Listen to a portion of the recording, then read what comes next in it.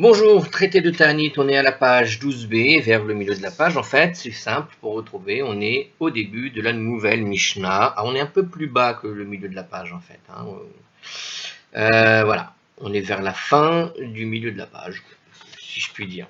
Alors, nouvelle Mishnah. La Mishnah continue de décrire une procédure pour les jeunes publics entamée en cas de sécheresse. Donc, en fait, maintenant, on revient sur les problèmes liés donc à un manque de pluie. Pourquoi on jeûne, c'était pour réclamer la pluie, enfin en tout cas pour faire une sorte de repentir, parce qu'on voit que la pluie ne vient pas, il y a une sécheresse, donc qu'est-ce qu'on doit faire dans ces cas-là? Alors la Mishnah revient sur ce sujet, et on y va. Avru, Elu, Velo, Na'anu. Si les trois premiers jeûnes publics sont passés, alors c'est en commentaire, les trois premiers jeûnes ici, les mots trois premiers jeûnes publics, bon, donc en fait s'ils sont passés, c'est-à-dire il parle des trois premiers jeûnes, nous explique Hartskoll, et que l'on n'a pas exaucé, alors que ça veut dire, et qu'on n'a pas été exaucé. Donc on a eu des jeûnes qui ont été décrits, voilà, qu'on a donc jeûné parce qu'on avait vu dans la Mishnah précédente que quand on a dépassé une certaine date et que la pluie s'attarde, c'est un problème et c'est pour ça qu'on commence à jeûner. Donc on avait fait des jeûnes publics parce que la pluie tarde. Seulement voilà, on a jeûné et il pleut toujours pas. Alors qu'est-ce qu'on fait dans ces cas-là?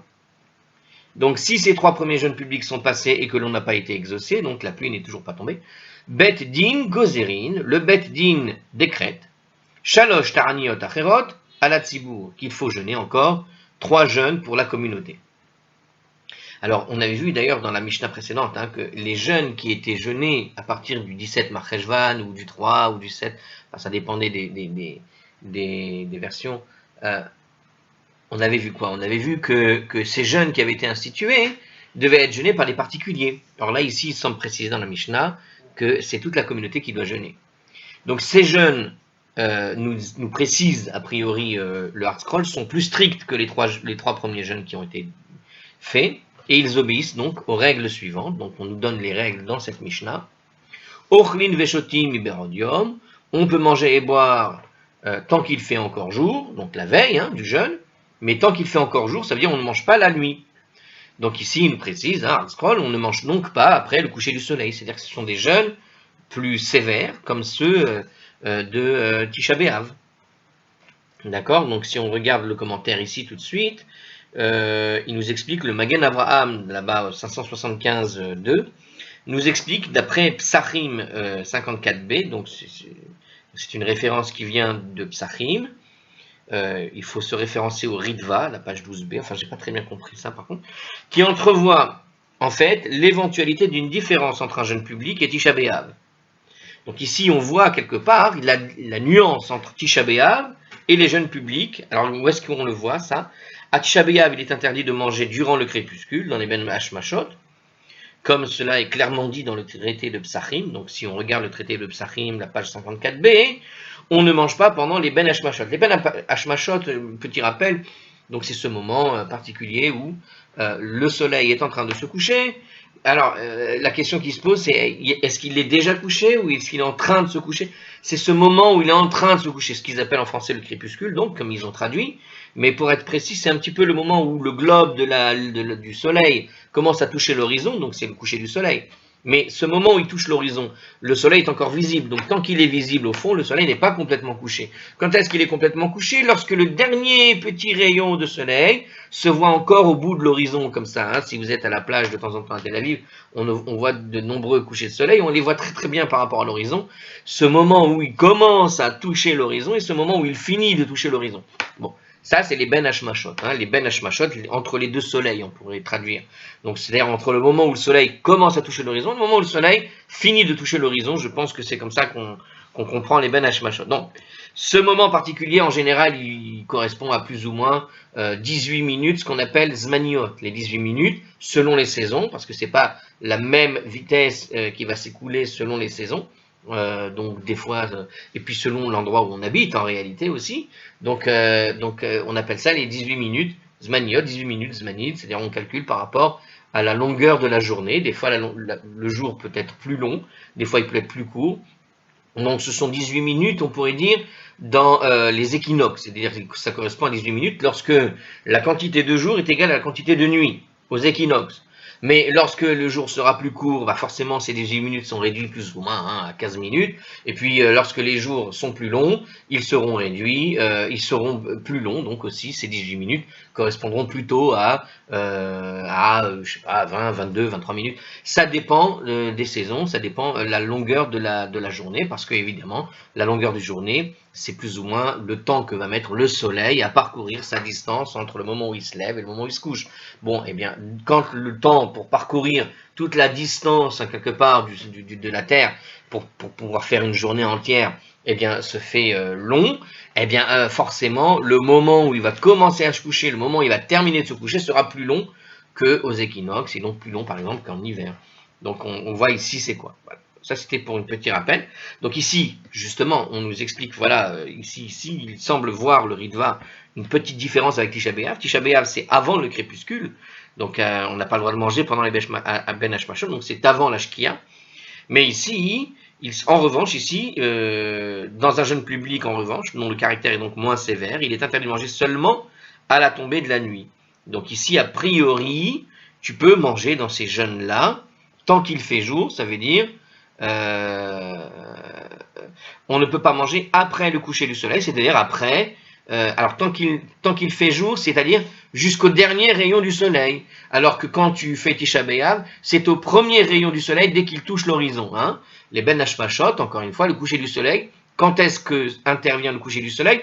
Alors, quand le coucher du soleil démarre, il fait encore jour, donc dans les jeûnes publics qui sont décrits ici dans notre Mishnah, puisqu'il fait encore jour, je peux encore manger jusqu'à ce que le soleil soit complètement couché. Et puis, à Tisha B'Av, pas du tout. À partir du moment où le coucher du soleil démarre, c'est-à-dire dès que le globe du soleil touche l'horizon, ça veut dire le coucher du soleil démarre.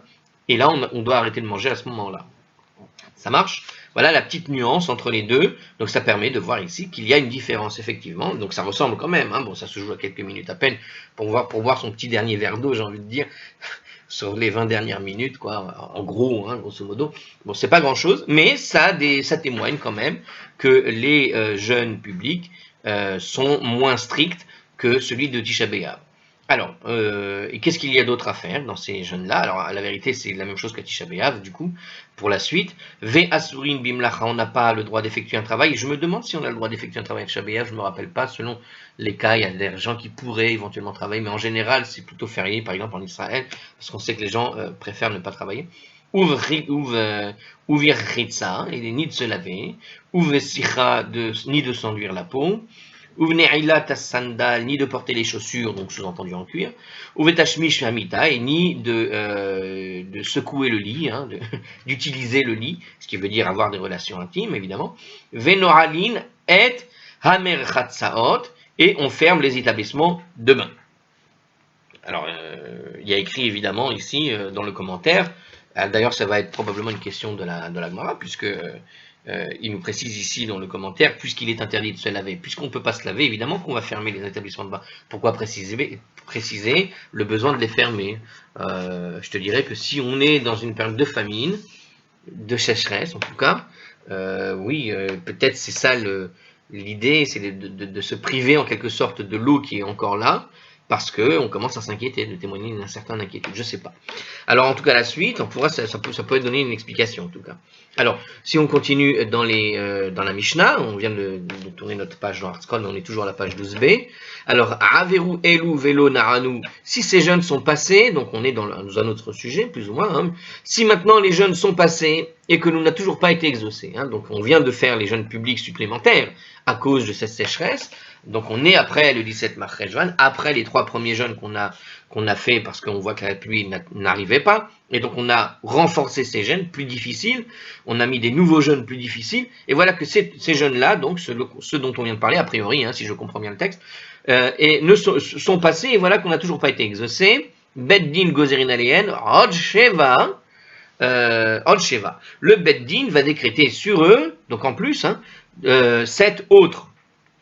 Shehen, Shelosh Esret Ta'aniot, Ala Tzibour, ce qui fait au total, du coup, 13 jeunes, puisqu'on a vu les 3 premiers après le 17 mars juin, puis les 3 suivants, puisque la pluie n'était toujours pas là, et puis les 7 suivants, ça nous fait 13. Donc ce qui fait 13 au total, nous dit donc la Mishnah, imposé à la communauté. Ces 7 derniers jeunes sont plus sévères que les 6 premiers. Car en ces 7 jeunes, qu'est-ce qu'on fait? On élève des plaintes. Alors, Venoralin et Achanuyot, et cette fois-ci, on ferme carrément les magasins, alors qu'on ne fermait que les établissements de vin, cette fois-ci, on ferme les magasins, donc avant, on travaillait encore. Alors, c'est assez bizarre, parce que j'ai pas très bien compris, d'ailleurs, dans la Mishnah, peut-être ce sera posé dans la Gemara, mais on a vu tout à l'heure qu'on n'a pas le droit d'effectuer un travail. Mais si tu ne peux pas faire de travail, et que ton travail, c'est d'être commerçant, c'est étrange. Alors, le travail ici, probablement que ce n'est pas l'idée de faire son métier, mais plutôt les travaux qui sont peut-être interdits, c'est-à-dire que sont imposés comme si c'était des Shabbats. Alors, je ne sais pas comment expliquer cette nuance, puisqu'ici, parce que même à Shabbat, on n'a pas le droit d'ouvrir un commerce.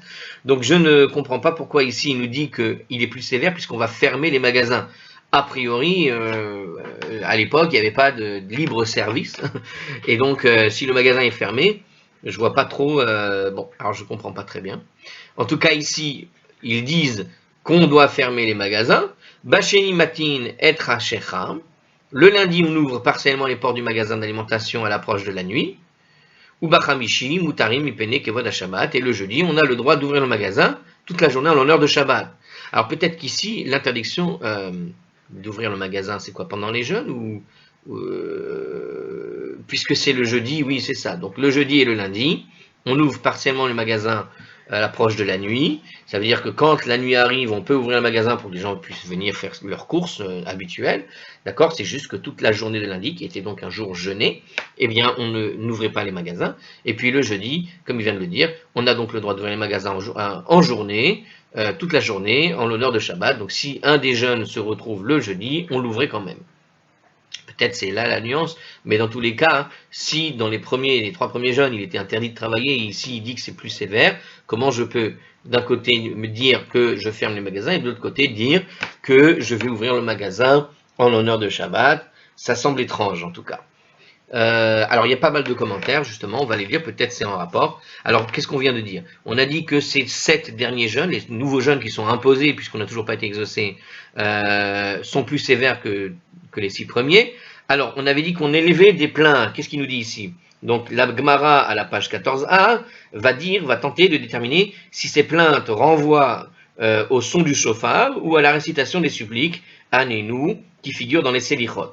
Donc est-ce qu'on va réciter des Selichot, des demandes, des plaintes, où on va demander à Dieu de nous sauver d'une catastrophe, hein, comme on fait quand on est la veille de Rosh Hashanah Kippour, ou bien ces plaintes, puisqu'on avait, je ne sais pas si vous aviez étudié la Gemara de Rosh Hashanah, fait référence en réalité donc au son du shofar.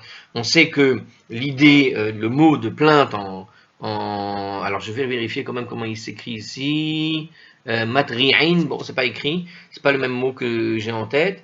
En tout cas, on sait que lorsque l'on sonne du shofar, le son du shofar, l'idée du shofar, il est à rapprocher à l'idée de sanglot. Pour ceux qui ont étudié la Gemara de Rosh Hashanah, ils savent de quoi je parle.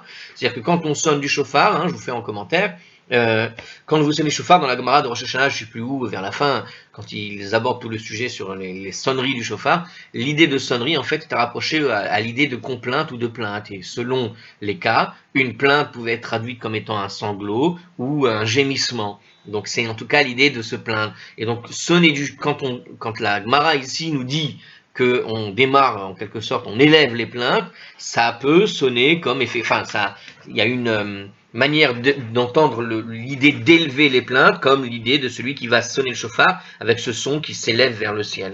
Et avec l'idée que le shofar est une sorte de sonnerie métaphorique de la plainte. Et selon comment tu vas le sonner, par exemple, pour ceux qui ne savaient pas, quand tu vas le sonner, par exemple, les terouot, c'est un petit peu comme des sanglots, comme quelqu'un qui sanglote, il fait, il pleure comme ça. Bon, cette idée-là, ce sanglot, eh bien, c'est la teroua.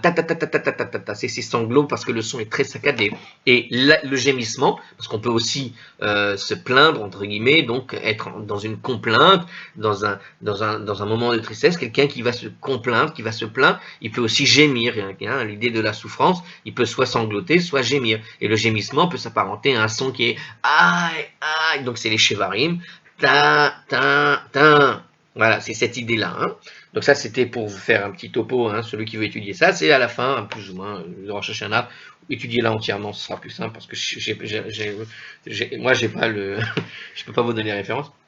Alors, en tout cas, ici, il semble dire que on élève des plaintes, ça ressemble à l'idée du chauffard, ou bien, donc il a dit, ou bien tout simplement à l'idée des slichot, hein, l'idée des supplications. Alors on continue, on avait dit on ferme à l'approche de la nuit. Alors ici en commentaire, il nous dit, puisque les gens n'ont pas fait leurs emplettes, alors une minute, on ferme ou on ouvre, j'ai pas compris, j'ai mal relu, et on ferme à l'approche de la nuit. On ferme, voilà. On ferme les magasins, mais on les ouvre, excusez-moi, le lundi, on ouvre partiellement à l'approche de la nuit. J'ai sauté une ligne, évidemment, c'était pas ce qui était écrit, ce qui n'était pas logique. Alors effectivement, on ouvre à l'approche de la nuit. Donc effectivement, le lundi, puisque les gens nous expliquent ici, parce que ce que je vous ai expliqué, hein, c'était très bête. Alors puisque les gens n'ont pas fait leurs emplettes du Shabbat, c'est ce qu'ils disent ici, les emplettes, c'est amusant de voir le mot ici. Alors, puisqu'ils ne font pas leurs emplettes du Shabbat le lundi, les magasins ne sont pas ouverts toute la journée ce jour-là, de peur que la vue de la nourriture ne tourmente la population alors qu'elle jeûne. Ah, c'est amusant, tiens. C'est-à-dire qu'en fait, l'idée, c'est comme c'est des jeûnes un peu supplémentaires, il y en a 7, etc. Bon, quelque part, quand tu fais des jeûnes qui ne sont pas prévus, pas nécessairement coutumier chaque année de les faire, il nous dit ici dans le commentaire que c'est une petite tourmente d'aller regarder. Vous savez, c'est comme quelqu'un qui fait un régime et il dit à partir d'aujourd'hui j'arrête de manger des gâteaux, j'arrête de manger des gâteaux. Le pauvre, il travaille où? Dans une pâtisserie et tous les jours il est là avec les odeurs de gâteaux, la vue des gâteaux. Le type, s'il fait un régime et qu'il est pâtissier et qu'il est devant ses gâteaux toute la journée, c'est une torture. Bon, c'est un petit peu ce qu'il nous dit ici. Quelqu'un qui n'a pas l'habitude de jeûner, ce sont des jeunes qui ne sont pas habituels. Si tu ne fermes pas les magasins, tu vas être là à observer les gâteaux toute la journée. Ça va, la nourriture qu'il a, parce que tu veux faire tes emplettes. Bon, a priori, c'est une souffrance, c'est un tourment de se dire je jeûne, mais la nourriture est à portée de main. Mais à l'approche du soir, on ouvre partiellement les portes, donc nous explique ici, bon apparemment c'est Rachid qui parle, on ouvre partiellement les portes afin de permettre l'achat de nourriture pour la rupture du jeûne. C'est Rachid plus bas, à la page 14b, qui va le dire un peu plus bas. De cette observation de Rachid, le Beth Yosef déduit que seuls les magasins d'alimentation ont le droit d'ouvrir. Donc on pourrait dire que seuls les commerçants, du coup, à la question que j'ai posée un peu tout à l'heure, comment ça se fait effectivement qu'on dise qu'on n'a pas le droit de travailler mais qu'on ouvre les magasins? A priori, il doit probablement autoriser donc les commerçants à ouvrir leurs magasins, les autres non. Mais les commerçants, ils peuvent ouvrir leurs magasins apparemment. Dans les trois jeunes qui précèdent ces 7 jeunes. Dans les 7 jeunes, par contre, ils doivent fermer eux aussi, en quelque sorte.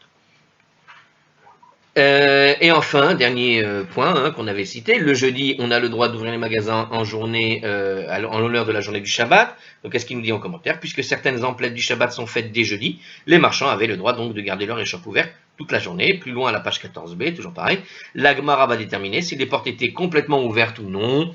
Donc on pourrait dire oui, bon, alors bon, les gens rentreront quand même, mais en gros, quand on dit complètement ouverte, c'est une manière de dire, voilà, on va quand même marquer le coup qu'aujourd'hui n'est pas un jour normal et qu'on a mis les portes pour signifier aux gens qu'aujourd'hui c'est un jour de jeûne d'une certaine manière. J'ai l'impression que c'est ça qui va nous décrire. Alors on continue notre Gemara, donc on a vu que là on a rajouté 7 jeûnes supplémentaires, ça nous en a fait 13, on a rajouté des lois un peu restrictives pour marquer ces jeûnes qui sont plus durs, donc, Avrou, Elou, Velo, Naranou. Et voilà que les 7 jeûnes sont passés, et on n'a toujours pas été exaucé, il n'y a toujours pas de pluie. Donc on rentre vraiment dans une période de sécheresse. Mamaratin, Bemassa ou Matan, on doit réduire les activités commerciales. Alors qu'est-ce qu'il veut dire ici? La Gemara n'explique pas cette règle. Toutefois, le Magan Avraham discerne ici une corrélation entre la règle et la règle suivante de la Mishnah, puisque la Gemara affirme plus loin, à la page 14b, que la restriction de construction se limite aux projets à caractère joyeux. Il en découle que les activités commerciales normales seraient autorisées.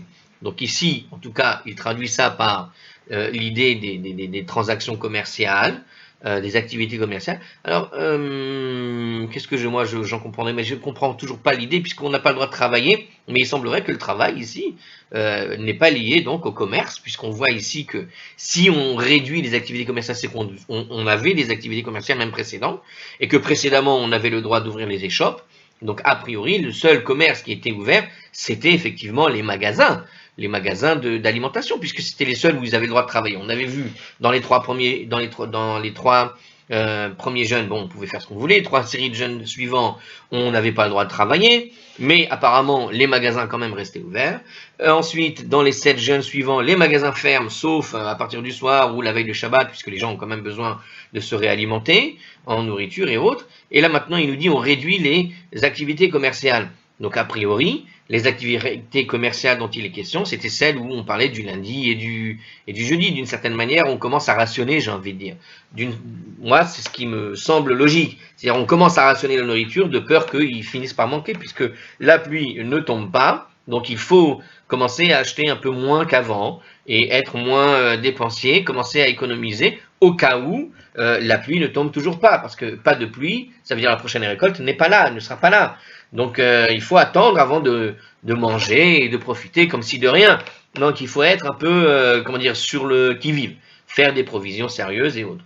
Moi j'aurais traduit ça comme ça. Ici il nous parle de la construction, pourquoi? Parce qu'il continue dans le texte comme ça. Donc si je reprends ce passage. Donc les 7 derniers jeûnes sont passés, on n'a toujours pas été exaucé, donc on doit réduire les activités commerciales, premier point. Puis il continue avec la construction et la plantation. On doit réduire les constructions et plantations. On imagine bien pourquoi les plantations, parce qu'il n'y a pas d'eau. Et on imagine bien la construction. Alors probablement parce que la construction, à l'époque, on fabriquait des briques, on mettait de l'eau dans la matière et on laissait sécher. Donc il y avait une utilisation de l'eau. Et aujourd'hui encore, regardez, quand vous faites du ciment, pour celui qui s'y connaît, hein, on prend une poudre, cette poudre est complètement sèche, et puis on la met avec de l'eau. Puis ensuite, cette eau va s'évaporer, et puis elle permet au ciment de prendre une structure, une matière, et de durcir grâce à l'eau au fond. Donc d'une certaine façon, on réduit la construction, pareil, c'est-à-dire qu'on se met en rationnement, on réduit l'utilisation finalement de l'eau, j'ai l'impression ici, puisqu'on commence quand même à s'inquiéter. Plus loin, donc à la page 14b, la Gemara n'étend cette restriction qu'aux constructions et plantations à caractère joyeux, comme on l'a vu dans le commentaire précédent. Donc pour le commentaire ici, il nous dit vraiment que même les transactions commerciales sont liées aux constructions et aux choses joyeuses. Et ici, il poursuit, évidemment, puisqu'il parle de construction et de plantation, parce que c'est à côté l'un de l'autre les sujets. Donc pour lui, c'est lié. Alors pourquoi ici, alors plus tard, il va le dire joyeuse. La raison pour laquelle il pense que c'est pour les choses joyeuses, c'est parce que juste après, dans le texte, qu'il y a écrit « Be'erusin » ou Benisuin, il doit aussi s'arrêter donc dans les fiançailles et les mariages. Alors, on doit réduire les fiançailles et les mariages. Donc peut-être que justement tout ce qui est commercial, c'est commercial lié aux constructions, qui sont liées aux plantations, qui sont liées aux fiançailles et aux mariages, donc les choses qui sont liées à la joie. Donc on est dans cette réduction où finalement le champ lexical de tout le texte serait lié aux fiançailles et mariages. C'est pour ça qu'il commente ici comme cela. Alors on continue.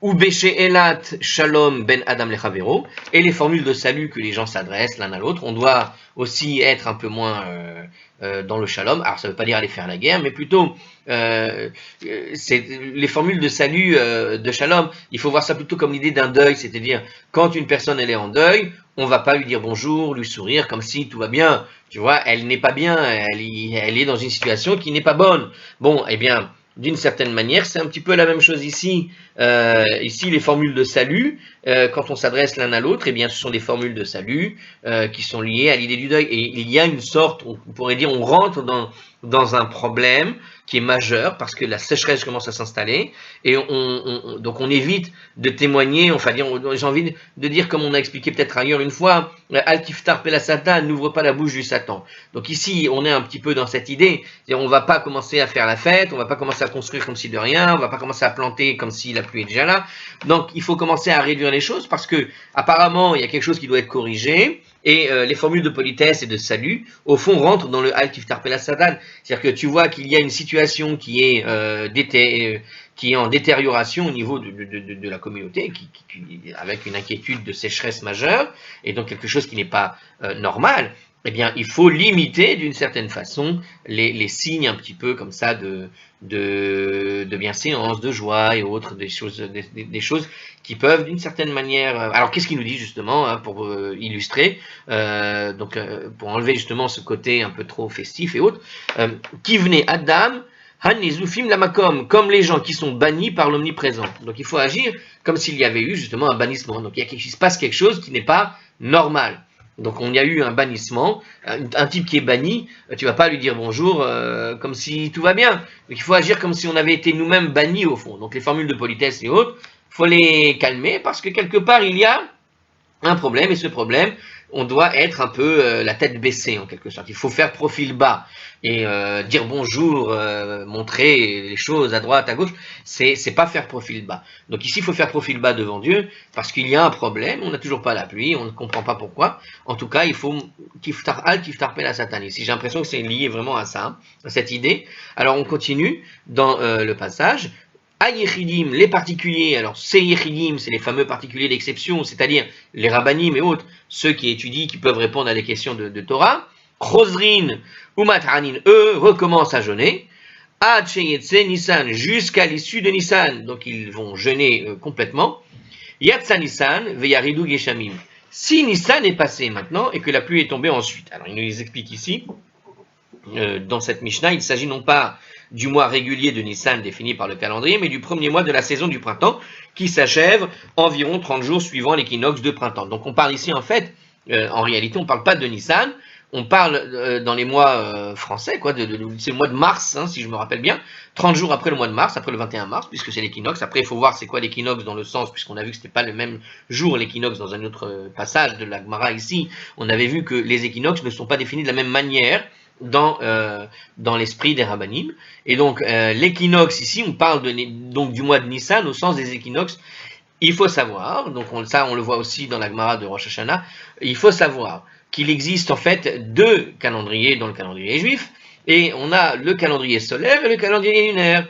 Eh bien, sachez qu'il existe les mêmes noms des mois pour le calendrier lunaire, existent aussi dans l'esprit du calendrier solaire, et que les rabbanim utilisent parfois le calendrier solaire à des fins, comme ici, à des fins qui sont à des fins de halakha liées aux saisons.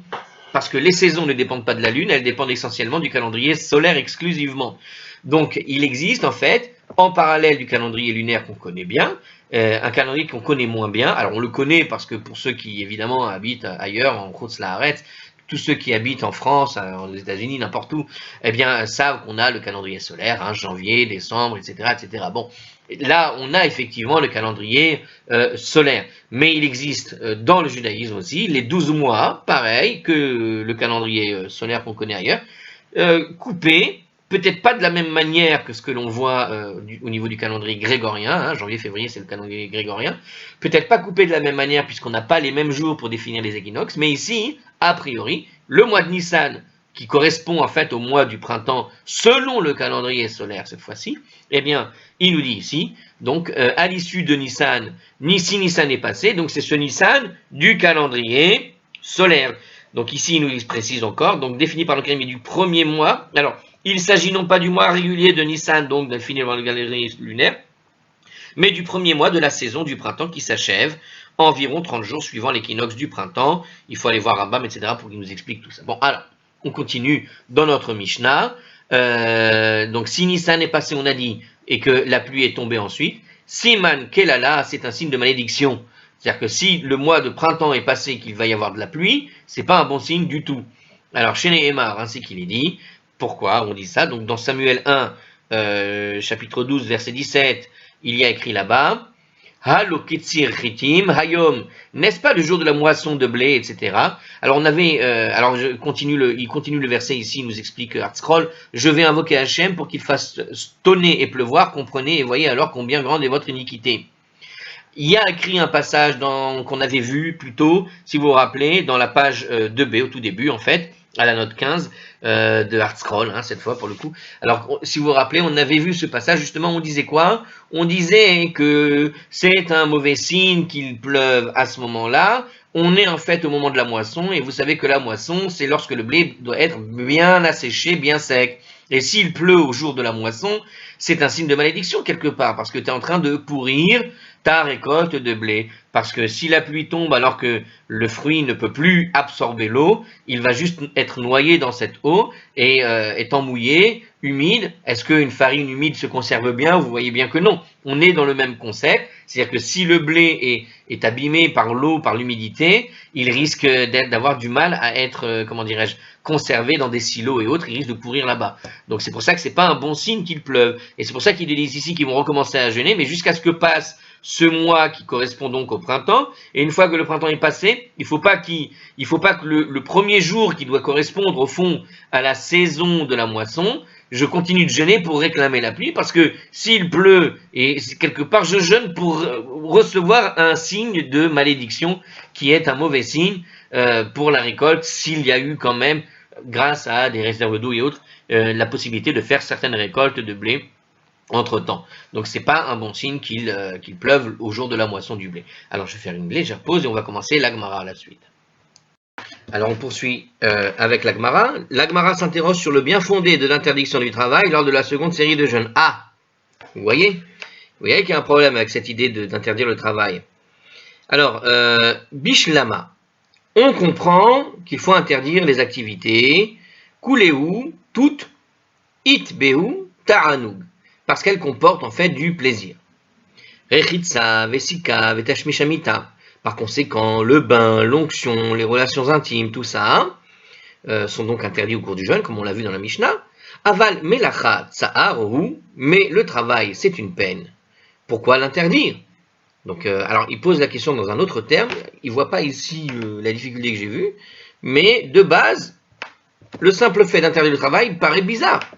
Après tout, bon, à part quelques artistes et autres, le travail n'est pas un plaisir en soi. En général, même quand il fait plaisir, je veux dire, même les artistes qui chantent et qui se font plaisir, vous savez, répéter la même chanson 50 fois, il y a un moment donné, je les soupçonne d'en avoir un petit peu marre.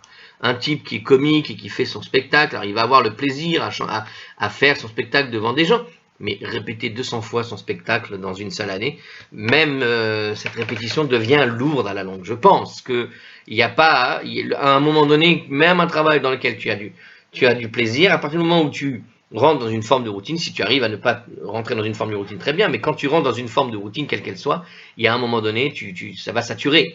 Donc quelque part ici, il nous dit que le travail est une peine en soi.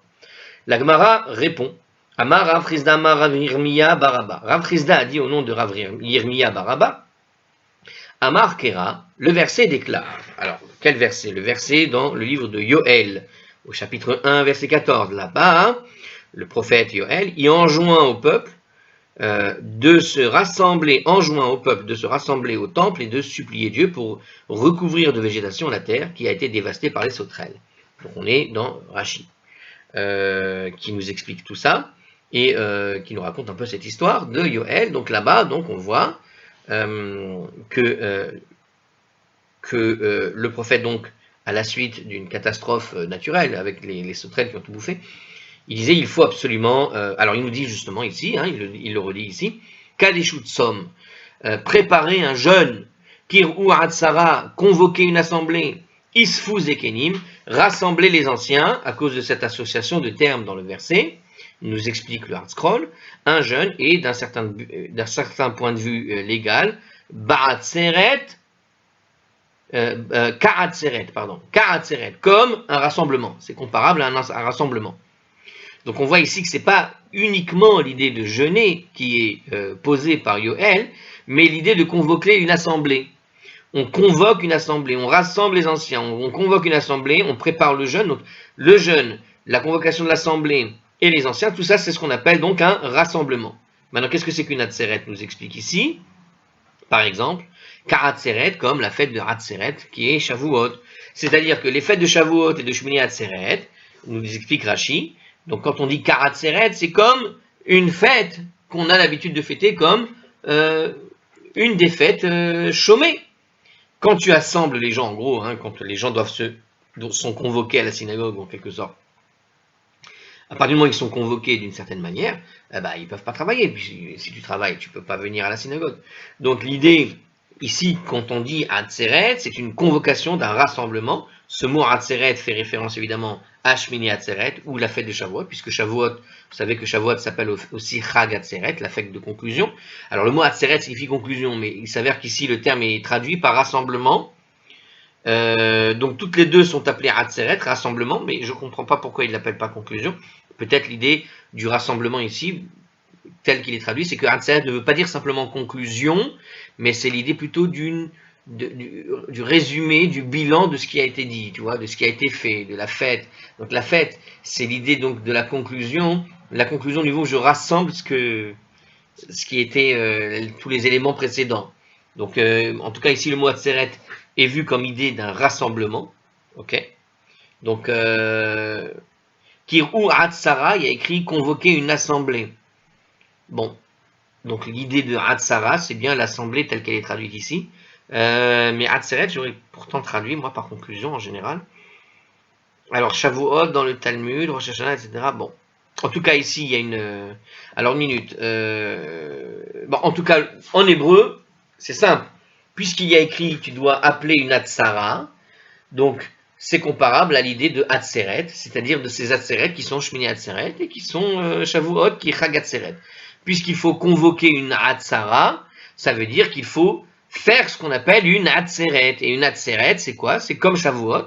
Donc faire comme pour Shavuot, faire comme pour Shmini Hatzeret. Faire une convocation. Et qu'est-ce qui se passe justement dans ces moments-là? Ma Hatzeret Asur. Et qu'est-ce qui est interdit pendant Hatzeret? Be'asiyat Melacha. Il est interdit de faire un travail.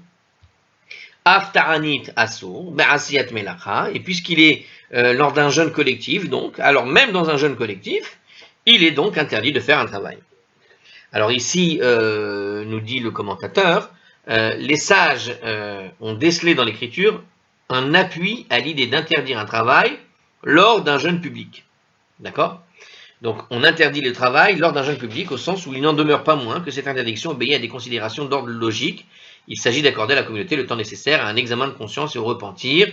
C'est-à-dire que c'est pas juste interdire pour interdire. Le but ici, évidemment, c'est que tu dois réfléchir pourquoi il n'y a pas la pluie. Et puisqu'il n'y a pas la pluie, c'est qu'il y a un problème de comportement. Et puisqu'il y a un problème de comportement, l'interdiction de travailler, c'est ici un moyen de faire une sorte de bilan. Et on retrouve cette idée de conclusion, de bilan à travers l'assemblement, le rassemblement.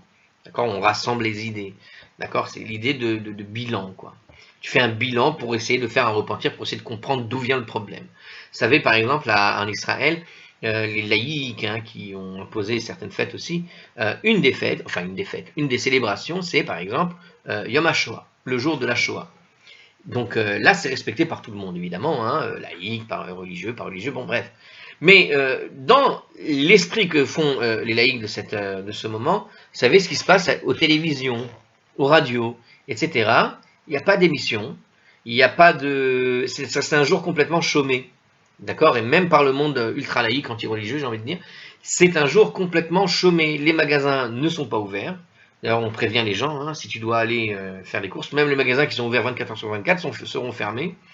Donc c'est en général une journée où tout est fermé, où même les gens laïcs qui ouvrent Shabbat deviennent religieux tout d'un coup. Et la télévision, vous voyez quoi? C'est-à-dire que vous avez 40 chaînes, je ne sais pas quoi, vous voyez quoi? Vous avez 2 bougies allumées. Une espèce de petit film qui montre 2 bougies allumées en boucle, ou une photo de 2 bougies allumées, qui, à la place d'un écran, ça veut dire, voilà, il n'y a pas de diffusion de programmes. Les programmes sont arrêtés, stoppés, et à la place, ils diffusent quoi? Ils diffusent une photo de 2 bougies allumées, ou 6, ou ça dépend des chaînes, ou je ne sais quoi. Et pareil au niveau de la radio, les émissions sont très... alors il y a quelques émissions, mais il n'y a pas d'émission de musique, vous n'entendrez pas de musique joyeuse, c'est fait exprès. Peut-être sauf dans les radios arabes, mais d'habitude, certaines émissions sont complètement... comment dire, la radio est vide, c'est-à-dire que vous allez entendre à la radio rien, c'est vide, il n'y a pas de son. D'accord? La plupart des chaînes ferment, et celles qui ouvrent, c'est pour diffuser les musiques tristes, ou je ne sais quoi. Ça pour dire quoi?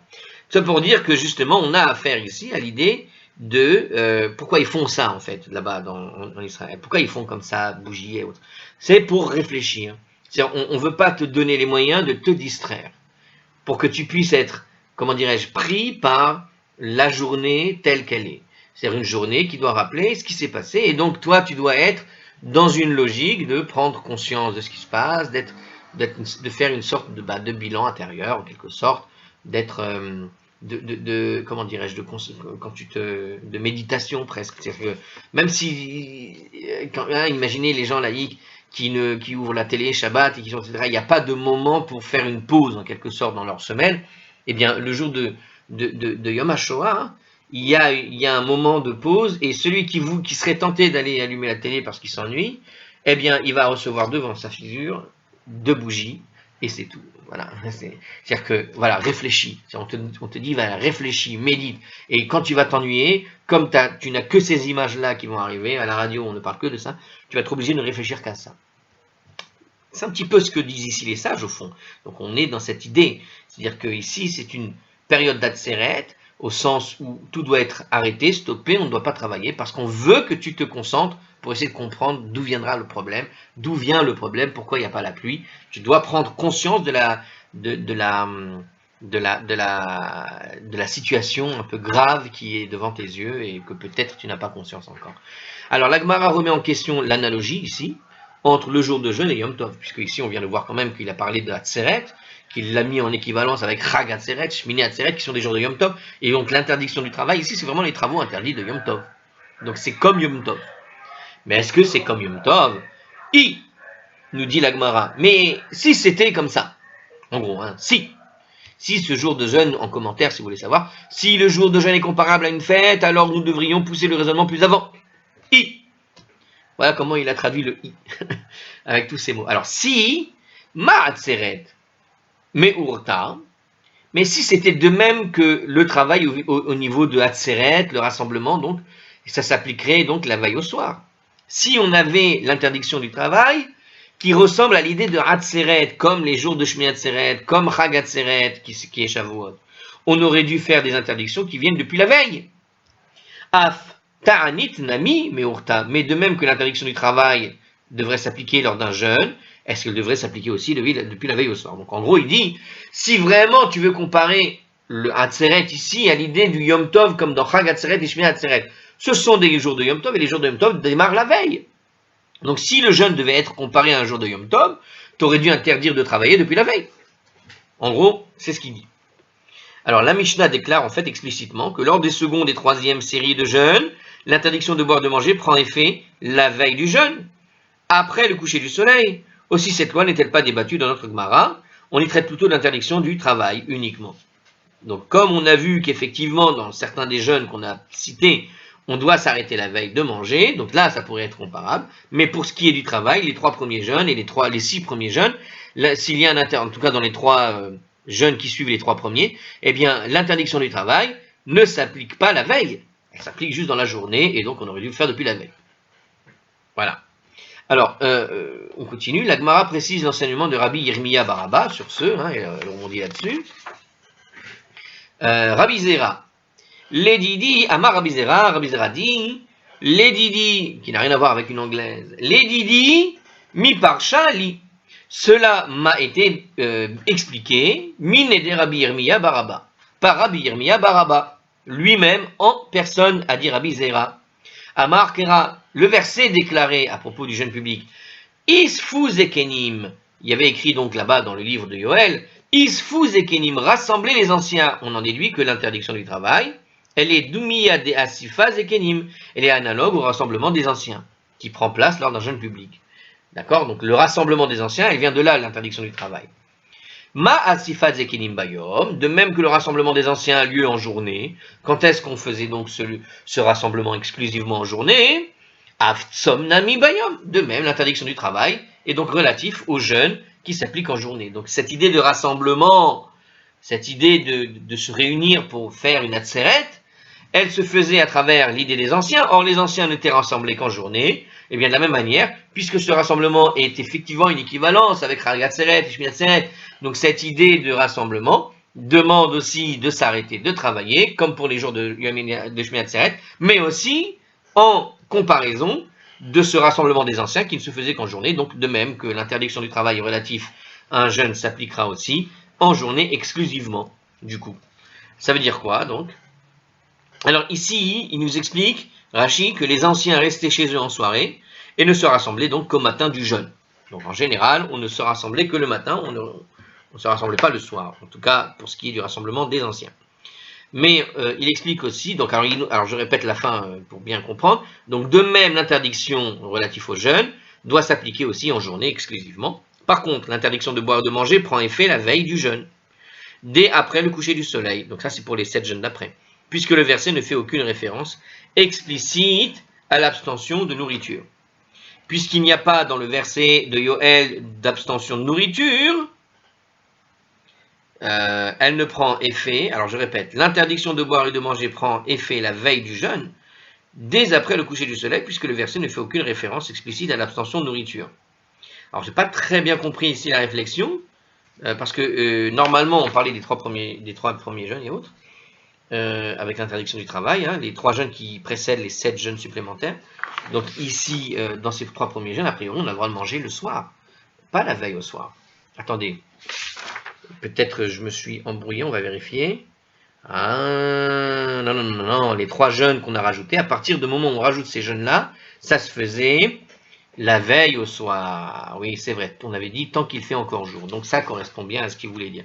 Donc effectivement, par contre, l'interdiction de boire et de manger prend effet la veille du jeûne, dès après le coucher du soleil, puisque le verset ne fait référence, ne fait pas d'explicite aucune référence explicite à l'abstention de la nourriture. En fait, ce que nous dit Tosfot, c'est que comme dans notre verset, on a une référence à l'idée de Hatzeret, que Hatzeret fait référence à une sorte de Yom Tov, où il est interdit donc de travailler.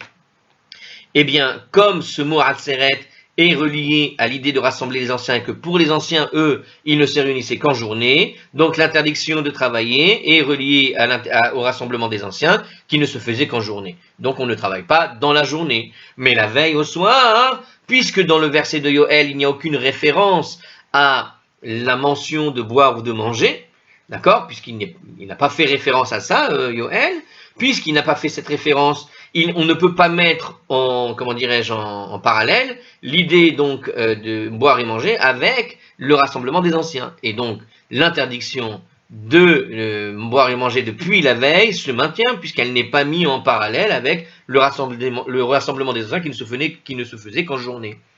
Ça marche? J'espère que vous avez compris.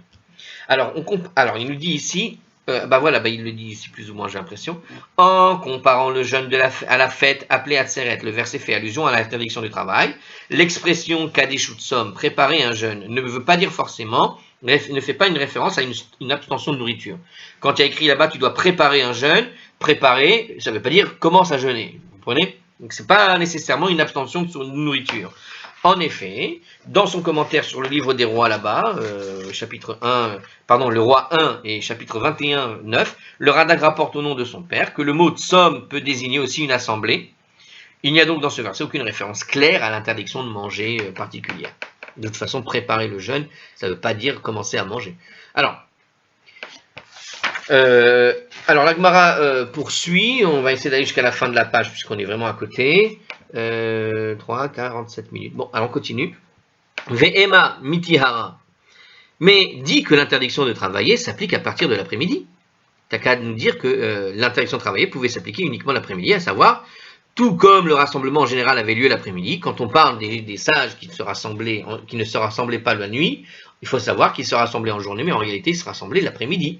À ce moment-là, l'interdiction de travailler, t'as qu'à le faire l'après-midi. Amar Rav Shesha Bere de Rav Idi. Rav Shesha nous dit, Rav Shesha le fils de Rav Idi a dit, mais Saya les Rav Huna. Cette déclaration ferme de Rabbi Zera, selon laquelle l'assemblée des anciens se tient en journée, conforte l'opinion de Rav Huna, parce que Rav Huna disait, de Amar Mitzavra Kinufia, qui a dit, dès le matin du jeûne, on commence le rassemblement des fidèles à la synagogue. Donc en fait, ça ne se faisait pas le soir, l'après-midi, mais Rav Huna disait que ça se faisait le matin. Alors la Gemara détaille en fait maintenant le programme d'un jour de jeûne public. Mais alors, Echi Rovdi, mais qu'est-ce qu'ils font lors de ce rassemblement matinal? Amarabaya Bayadi, Metzafra Ad Palega de Yoma, le matin jusqu'au milieu de la journée. Ma'aninan bemile des matins, on examine les affaires de la ville.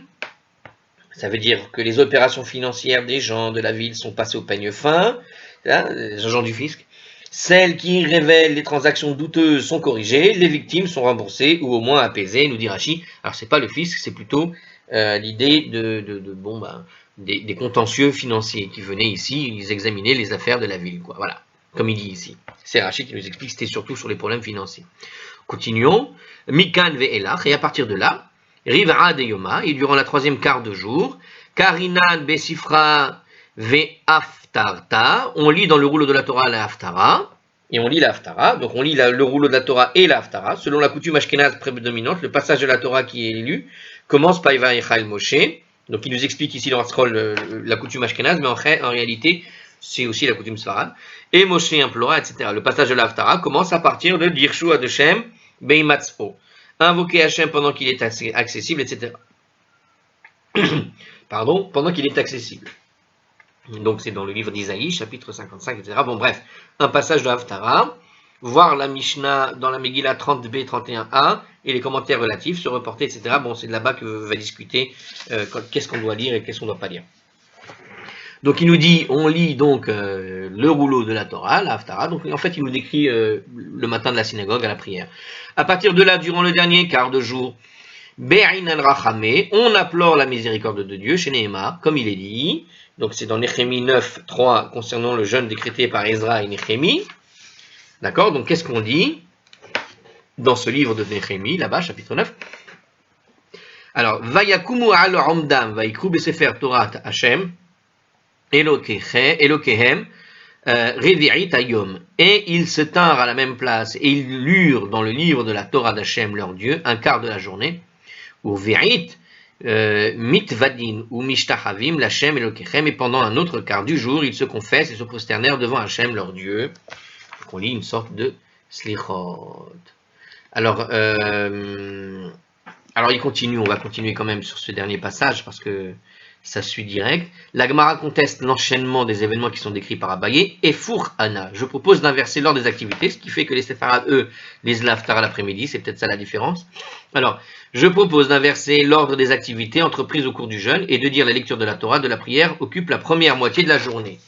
Rashi, puisque le verset n'indique pas quelle demi-journée était consacrée à la prière et à la lecture de la Torah. Donc, comme dans le texte qui a été cité juste précédemment, on n'a pas vu, on a juste cité la demi-journée, mais on n'a pas dit si la demi-journée au matin ou au soir. Hein. Une demi-journée, c'est juste la moitié de la journée. Ça peut être la première moitié ou la deuxième moitié, on ne sait pas. Donc il dit, lui, il propose d'inverser dans la suite de la Gemara. La Gemara te dit non, lo salkadartar, que cela ne te vienne pas à l'esprit, comme il est écrit à propos du jeûne de Ezra, quand Ezra a fait là-bas le jeûne. Donc dans Ezra 9, cette fois-ci, au chapitre 9, et au verset 4, le passage décrit la consternation d'Ezra au moment où il prend connaissance de l'étendue des mariages mixtes entre rapatriés en Eretz Israël et les non-juifs. L'écriture décrit en outre comment il a déchiré ses vêtements lorsqu'il a entendu parler de ça, il s'est arraché les cheveux, il est resté accablé et à jeûner. Rashi semble voir dans le verset une référence non pas à Ezra, mais à Néhémie, ben Achkalia, ce qui semble difficile dans le contexte du verset, nous dit le Rashash. Ça semblait Néhémie, puisque dans le verset d'avant c'était Néhémie, donc voilà, il semble qu'on parle peut-être du même personnage, mais en tout cas, ça c'est ce que dit Rashi, mais pour d'autres ce n'est pas ça. En tout cas, ArtScroll prend la version en disant qu'il s'agit exclusivement d'Ezra, en tout cas c'est dans le livre d'Ezra que se raconte cette histoire. Donc, qu'est-ce qui s'est passé dans ce livre? Donc, c'est soit Ezra, soit Néhémie. Ve'elai ye'asfu kol chared, bedivrei Elokei Israël al me'al agola, etc. Et autour de moi se rassemblèrent tous ceux qui se sont empressés pour les paroles de Dieu d'Israël au sujet de la transgression des exilés. Le verset poursuit, nous dit dans le commentaire. Tandis que moi, je demeurais comme hébété jusqu'à l'heure de l'offrande du soir, c'est-à-dire sous le choc de leur confession. On a du mal à comprendre en fait pourquoi la Gemara cite ce verset. Oui, parce que ça n'a pas vraiment de rapport, puisque c'est dans la suite qu'on va parler des horaires. Regardez la suite. Et il est écrit dans le verset suivant, Uv mincha ta'erev, kanti, mita'aniti, et à l'heure de l'offrande du soir, je me suis donc levé de mon jeûne. Donc on voit que c'est à la fin qu'on parle essentiellement finalement de l'heure du jeûne. Pourquoi avoir rappelé le début? Ve'efresa kapai al Hashem, et j'ai tendu mes paumes vers Hachem, donc en signe de prière. Donc cet épisode démontre que la dernière partie de la journée est bien consacrée à la prière. Force est d'admettre que les affaires de la ville sont examinées durant la première moitié de la journée, puisque la prière se fait surtout l'après-midi, donc on examinait les affaires de la ville le matin. En tout cas, ici, qu'est-ce qu'on comprend? Alors, si on revient sur la question qu'a posée quand même le commentaire, ici, le commentateur a posé la question pourquoi est-ce qu'on cite la première partie de ce verset, puisque au fond, le fait qu'il soit hébété devant ce qui se passe n'a pas vraiment de rapport avec la détermination des horaires, ok? Je suis désolé, la vidéo est un peu longue, on la termine avec ça, donc avec ce commentaire. Donc, on a du mal à comprendre pourquoi la Gemara cite ce verset, on a dit, peut-être est-ce à seule fin d'introduire le verset suivant, qui va lui démontrer la justesse de la thèse de la Gemara. Donc évidemment, oui, on a vu que ça introduit le verset d'après. Mais, ou peut-être, est-ce que c'est parce que les gens qui s'étaient réunis le matin autour d'Ezra, qui jeûnaient, souhaitaient s'entretenir avec lui de transgression, justement, afin de définir les moyens de la combattre. Donc comment faire pour... Donc comme on a vu, c'est-à-dire qu'on a effectivement une sorte d'allusion à l'idée que ils sont venus le matin, mais ils ont prié l'après-midi. Ils sont venus le matin pour parler des affaires en cours, en quelque sorte, de la ville, au fond, et c'était l'après-midi qui s'occupait dès lors de la prière. Donc le rassemblement avait la même valeur que celui qui consiste à examiner les affaires de la ville. J'avais pas lu, mais du coup c'était logique. Je suis content de comprendre. Et organisé le matin. Mais ainsi que cela va être dit un peu plus haut, comme on l'a dit tout à l'heure dans notre passage. Le prophète désigne l'offrande du tamid, c'est-à-dire le prophète, en fait, là ici il s'agissait donc dans l'offrande qu'on a décrit, il s'agissait de ce qu'on appelle le korban tamid, de l'après-midi, qui était donc l'offrande du soir, parce qu'elle est offerte après le milieu de la journée, lorsque commencent à apparaître les ombres du soir. Nous explique Rachid, donc ça c'était un deuxième commentaire. Et enfin, il nous précise enfin en conclusion de tout cela, les mots « je me suis levé de mon jeûne », quand il y a écrit là-bas que Ezra s'est levé de son jeûne à l'aube de l'offrande du soir, je répète le verset, et je me suis levé de mon jeûne. Donc quand il y a écrit les mots « je me suis levé de mon jeûne », ne signifie pas qu'Ezra a rompu le jeûne au cours de l'après-midi. Le verset souligne plutôt qu'Ezra s'est levé de son jeûne pour s'adonner immédiatement à la prière. Ça veut dire qu'il s'est levé du jeûne, il était dans le jeûne, puis il s'est tout de suite levé pour faire, donc il jeûnait encore, mais il a fait tout de suite la prière sans attendre de manger. C'est-à-dire qu'affaibli par le jeûne et toujours vêtu des habits en lambeaux, Ezra se levait, s'est agenouillé, nous explique Rashi, et le Metsudot là-bas, bon, en tout cas Rashi nous explique comme ça la chose. Une histoire au passage, hein, je vais un peu vite parce qu'on est tard dans la vidéo, mais cette histoire est assez intéressante et très très très riche. Je sais pas si je vous la répète dans la vidéo d'après, mais en tout cas si je la répète pas, voilà, prenez-la en compte. Elle est cette histoire en soi déjà. Il y a l'explication de pourquoi on fait le jeûne et comment ça se déroulait, mais il y a ici vraiment de quoi, comment dirais-je, il y a une histoire dans l'histoire qui méritait effectivement d'être, on va dire, un peu plus explorée. Bon, on l'a fait rapidement. Je vous dis à la prochaine.